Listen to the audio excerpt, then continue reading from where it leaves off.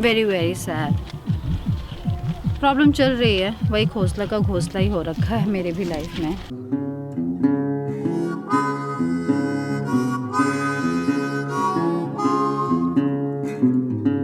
Good morning, hello, नमस्ते, सलाम, सत श्री अकाल, राम राम और आप सभी को रतन राजपूत का प्रणाम। मैं इस वक्त हूँ बिहार में, क्योंकि ये बार बार बता रही हूँ क्योंकि मैं जानती हूँ कई लोग शायद पहली बार वीडियो देख रहे होंगे और लग रहा होगा कि रतन कहाँ है, तो ये बताना ज़रूरी है। और बिहार में हूँ तो इत्मीनान से बैठना भी बहुत ज़रूरी है। इस वक्त हूँ बिहार म्यूज़ियम में, जो कि न्यू बिहार म्यूज़ियम है, और यहाँ बहुत ही अच्छा रेस्टोरेंट भी है जहाँ मैं लोकल खाना खाने के लिए आई हूँ। फ़िलहाल पी रही हूँ मैं मट्ठा, यानी कि छाछ, यानी कि थैंक यू। आपका नाम? राजीव। राजीव। कितना टाइम लगेगा? हम लोगों ने क्या ऑर्डर किया है? यहाँ पे मीटिंग के लिए आई हुई थी, सोचा खाना भी खा लो, और खाना आ चुका है। कौन क्या क्या है ज़रा बताइए ना। ये आलू चना दाल सब्जी है। ये आलू पुदीना रायता। ठीक है, आलू पुदीना रायता। तीसी का चटनी है। ये ओल और तीसी का चटनी। ये परवल का चोखा है। परवल का चोखा, रोटी। ठीक है, इसके साथ भात नहीं होता है। आज हम लोग ये थाली खा रहे हैं, अगली बार हम चावल दाल वाला खाएंगे। Thank you. भूख उतनी ज़्यादा नहीं है, इसलिए हमने एक ही थाली ऑर्डर किया है, बिकॉज़ उतना ही लो थाली में, बेकार ना जाए नाले में। तो हमने उतना ही लिया है। ये सब्ज़ी बिहार में बहुत टेस्टी बनती है, और बिहार में भी बहुत सारे शहर गांव हैं जहाँ पे अलग अलग जगह पे अलग अलग सब्जियाँ फेमस होती हैं। तो ये मिथिला में बहुत फेमस है। ओल की चटनी, आहा, ओल यानी कि सूरन। बिहार में ना चोखा चटनी बहुत चलता है। यह है परवल का चोखा। मैं भी बनाती हूँ पर इतना अच्छा नहीं बनता, मतलब शक्ल से।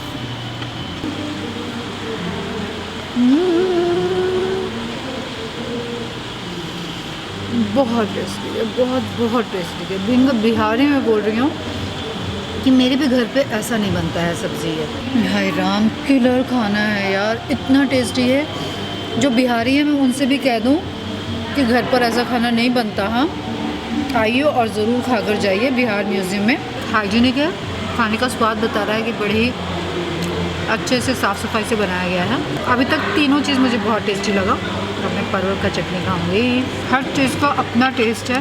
ओह, ये जो भी शेफ़ या कुक जो भी है ना, मुझे लग रहा है काश वो मुझे मिल जाए, मेरी ज़िंदगी सफल हो जाएगी। हर चीज़ टेस्टी है यार। आप लोग बिहार कभी आए हो घूमने के लिए? जो बिहारी हैं और बिहार छोड़े हुए ज़माना बीत गया है, तो आ जाइए एक बार यहाँ का खाना चखने के लिए। पेट पूजा हो चुका है, तो अब शुरू करते हैं हम लोग यहाँ पे घूमना। पटना म्यूज़ियम मैंने नहीं देखा है, फर्स्ट टाइम आई हूँ। ओल्ड म्यूज़ियम देखा था, but this is new one. आप लोगों को अभी नहीं घुमाने वाली हूँ, सिर्फ अभी मैं घूमूंगी। यहाँ पे मीटिंग थी, मीटिंग हो गई, बहुत अच्छी मीटिंग रही। खाना भी बहुत अच्छा रहा। आई होप कि जो विज़िट है वो भी बहुत अच्छा रहेगा। पता है, यहाँ आने के बाद मेरा पहला क्या रिएक्शन था, अरे यार ऐसा नहीं फील हो रहा है कि हम पटना में हैं, बिहार नहीं लग रहा। और फिर मुझे लगा कि व्हाट द हेल, मैं ऐसा कैसे सोच सकती हूँ। काफ़ी मॉडर्नाइज्ड है, इंटरनेशनल म्यूज़ियम है ये। तो ये बिहार में नहीं हो सकता, ये पटना में नहीं हो सकता। ये दिल्ली में तो हो सकता है, ये मुंबई में हो सकता है, पर पटना में नहीं हो सकता। तो मैंने अपनी ही मेंटालिटी को चेक किया कि दिस इज़ रॉन्ग। पर हम मैक्सिमम बिहारियों की यही मेंटालिटी है कि यहाँ पे छोटी जगह होगी, इस तरह की चीज़ नहीं होगी। तो ये एक ब्रेक आया है मेरे थॉट में। चलें थोड़ा सा घूम कर आते हैं, आप लोग को कल घुमाऊँगा। फाइनली मैं जा रही हूँ परमानंदपुर, यानी कि अपने ज़मीन पर। और यही कारण है कि मैं भागम भागी में म्यूज़ियम भी नहीं आप लोगों को घुमा पाई। आज बहुत ज़्यादा था, एक ही दिन में इतना सारा काम है, इतने सारे लोकेशन पे जाना था, जिसकी वजह से मैं आप लोगों को अपने साथ नहीं ले पाई। कुछ सरकारी मीटिंग हो और काम हो तो कैमरा ऑन नहीं कर सकते, काफ़ी सीक्रेटिव होता है, काफ़ी ऐसी बातें होती हैं जो हम ऐसे ऑन रिकॉर्ड नहीं दिखा सकते आपको। तो एनीवेज़ जो दिखा सकते हैं वो है हमारा परमानंदपुर। आज मैं फाइनली वहाँ जाकर के रास्ता देखूँगी, लोकेशन देखूँगी, और फिर वहाँ आना जाना लगा रहेगा। आज मुझे मेरा अच्छा हाँ, मैंने आप लोगों से बताया नहीं कि आखिर परमानंदपुर है क्या। मेरा ज़मीन मेरा घर ये बोलती हूँ, पर बताया नहीं है। तो इस बारे में हम आपको वहाँ पहुँचकर बताते हैं, क्योंकि रास्ते में मुझे सड़क देखनी है, मुझे लोकेशन देखना है, ताकि मैं जब चाहूँ वहाँ पर पहुँच सकूँ। तो चलिए चलते हैं परमानंदपुर, यानी कि रतन की ज़मीन पर।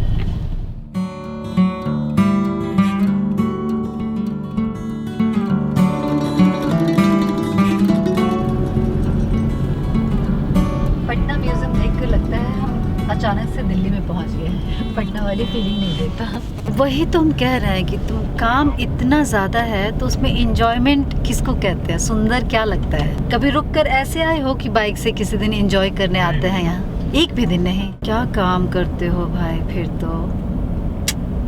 तो कब करोगे इंजॉय?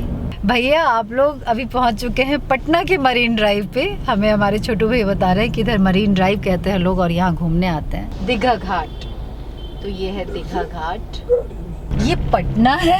मेरे को तो सच में आश्चर्य हो रहा है। रूट से ही आगे पुल पे चढ़ जाना है। ओके भाई, पटना बहुत चेंज हो गया है। जेपी सेतु हम हैं जेपी सेतु पे, और ऊपर में गाड़ी चलती है, नीचे ट्रेन है। नीचे ट्रेन है। Okay beautiful. हाय मेरा जमीन कितनी अच्छी जगह पे है, देख रहे हो। पूरा जब बन जाएगा ना अच्छा से, तो अपना हड़ताली मोड़ से लगता है 15 से 20 मिनट लगेगा। कुछ नहीं खाली रहेगा कुछ दिन के बाद। ये सारा खेत बिक चुका है, किसान ने अपने पैसों की कमी की वजह से सारी ज़मीन बेच दी है। कुछ दिन में यहाँ कंक्रीट जंगल होगा, पर मेरी ज़मीन पे जंगल ही होगा, कंक्रीट जंगल नहीं होगा। पर कितना छोटा होगा ये जो आप आजू बाजू ज़मीन ही ज़मीन देख रहे हैं, इसमें रतन का ज़मीन चुटकी भर है, बहुत एक्सपेंसिव है। चलो दिखाती हूँ।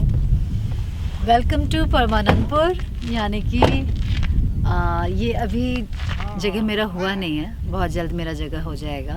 यहाँ मैंने छोटा सा 2 कट्ठा ज़मीन लिया है, जो कि मेरा सपना था कि मैं एक छोटा सा ज़मीन लूँ और उस पर ढेर सारे पेड़ लगा दूँ, पौधे लगा दूँ, जो भी लग सके। 2 कट्ठा बहुत छोटा ज़मीन होता है। आप लोग इतना बड़ा देखकर ये मत खुश हो जाइएगा कि रतन ने क्या ख़रीद लिया है, बहुत छोटा सा खरीदा है, लेकिन एक छोटा सा एफर्ट है। एफर्ट क्या है वो चलिए आगे बात करते हैं। फ़िलहाल जगह का नज़ारा देखो यार, क्या सही है। इस साइड ना छोटू, इधर जाएंगे, इधर नहीं जा रहे हैं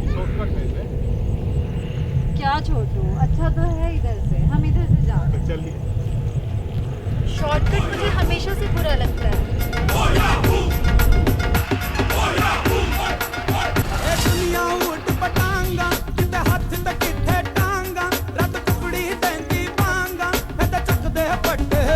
अभी हम लोग लोकेशन जा रहे हैं, जो एक ज़मीन थी जो मुझे बहुत पसंद था वो बिक चुका है। तो अब जा रहे हैं दूसरी जगह। आई होप कि मुझे वो पसंद आ जाए। और लोकेशन, ज़मीन पसंद आने का मतलब लोकेशन पसंद आना होता है, और आसपास वहाँ पर क्या बन रहा है, क्या है, वो बहुत इम्पॉर्टेंट है। रियली सैड कि मेरा जो फेवरेट प्लॉट था वो बिक चुका है। अरे हम लोग कहाँ आ गए? अभी जब आप दूर लेकर जा रहे हैं।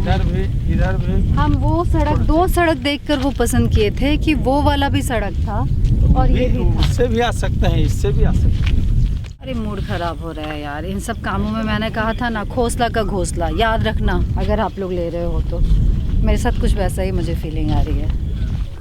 पसंद दिखाया कुछ, पसंद करवाया कुछ, और अब लेते समय है कुछ। तो ये है जी प्रॉब्लम। मुझे लगता है ये बिहार में है या हर जगह है, ये आप लोग बताइए। मेरे को तो समझ में नहीं आ रहा है। घर खरीदना इज़ ईज़ी, लेकिन ऐसे खाली ज़मीन खरीदना बहुत टफ है। ये किसान बनने का जो मेरा कोशिश है ना, ये बहुत मुश्किल है। मुझे लगता है डॉक्टर इंजीनियर आप इजीली बन सकते हैं, कंपटीशन निकाल सकते हैं, लेकिन किसान बनने के लिए आपको बहुत पापड़ बेलने पड़ते हैं और चप्पल घसने पड़ते हैं ऐसे मिट्टी में।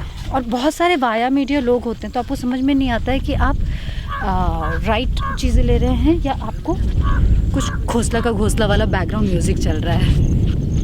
हाँ बोलिए सूरज जी, क्या बताइए। ये भी ज़मीन है, हमको तो ये नाला लग रहा है। नाला नहीं है वो।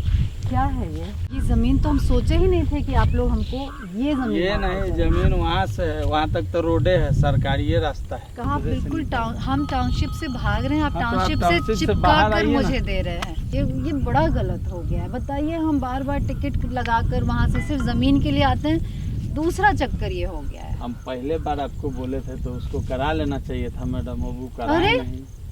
तो इसमें हमारी थोड़ी गलती है, हमने तो आपको पसंद करके एक चीज़ दे दिया कि हाँ ये सही है, आप हमको इसमें से 2 कट्ठा अब दे आप दीजिए। कहिएगा तो हम टाउनशिप में कहीं एडजस्ट कर सकते हैं या फिर एडजस्टमेंट तो आप- हम नहीं चाहेंगे, हमको तो हाँ। बेस्ट ही चाहिए, हमको वैसे नहीं।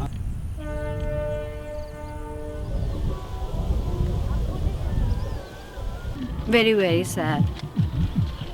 प्रॉब्लम चल रही है, वही घोंसला का घोंसला ही हो रखा है मेरे भी लाइफ में।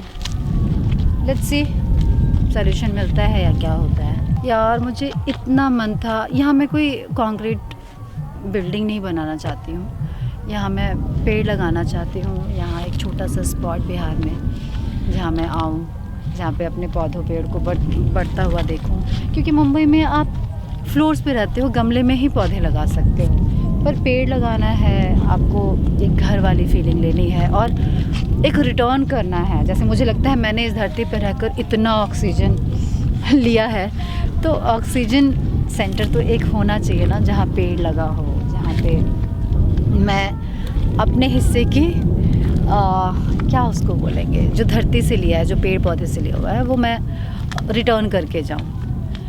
बट वो पॉसिबल नहीं हो पा रहा और मैंने अब सरेंडर कर दिया है। अगर इस धरती को, इस यूनिवर्स को, पेड़ पौधों को मेरे हाथ से लगना है और ये जगह बनना है, तो मुझे ज़मीन अच्छी मिल जाएगी जो मेरे हक का है, और नहीं तो फिर शायद कोई बात नहीं, भूल जाऊंगी 2 कट्ठा। वो कौन सी फिल्म थी, 2 गज ज़मीन। वैसे ही रतन की लाइफ में है वो 2 कट्ठा ज़मीन।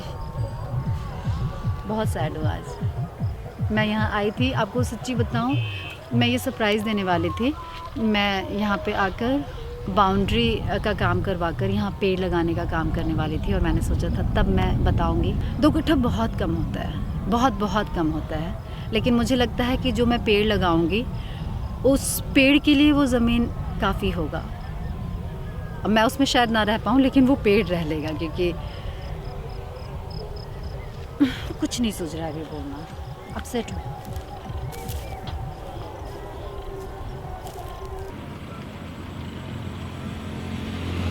कोई बात नहीं, इट्स ओके, लाइफ है। ज़मीन तो यहीं रह जानी है, मैं कौन सा लेकर जाऊंगी कि मैं इतनी नाखुश हो जाऊं, है ना। मिल जाएगा, मेरी किस्मत इतनी भी बुरी नहीं है, और नहीं मिलेगा तो कुछ अच्छे के लिए नहीं मिलेगा, है ना। तो चलते हैं, पेड़ तो मैं लगाऊंगी, भले ही गमले में लगाऊं, रोक नहीं सकता कोई मुझे। मतलब पेड़ नहीं लगाऊंगी, पौधा लगाऊंगी, क्या फ़र्क पड़ता है।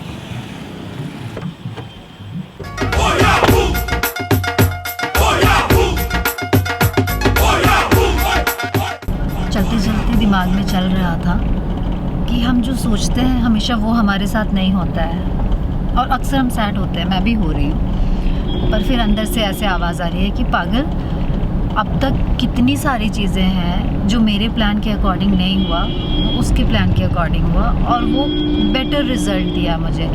तो मुझे लगता है कि ये भी कुछ बेहतरी के लिए हो रहा है, क्योंकि मैं तो लिमिटेड ही सोचूंगी ना, मैं इतना सोचूंगी, पर यूनिवर्स तो इतना सोचता है। ये 2 तरीके से सोच सकते हैं कि ये दिलासा देना, अपने को खुश रहने के लिए तरीका अच्छा है, या ये इस बात पे सच में यकीन करना, ये अनुभव वाली बात है। और मैंने अनुभव किया है कि हाँ ऐसा ही हुआ है मेरे साथ, और इस बार भी मैं वही सोच रही हूँ कि ठीक है, ये बेटरमेंट के लिए हुआ है, मैं छोड़ूंगी नहीं, मैं लगी रहूँगी। क्योंकि गीता में भी लिखा है, कर्म किए जाओ, फल की इच्छा मत रखो, लेकिन कर्म से ही पीछे मत हटो।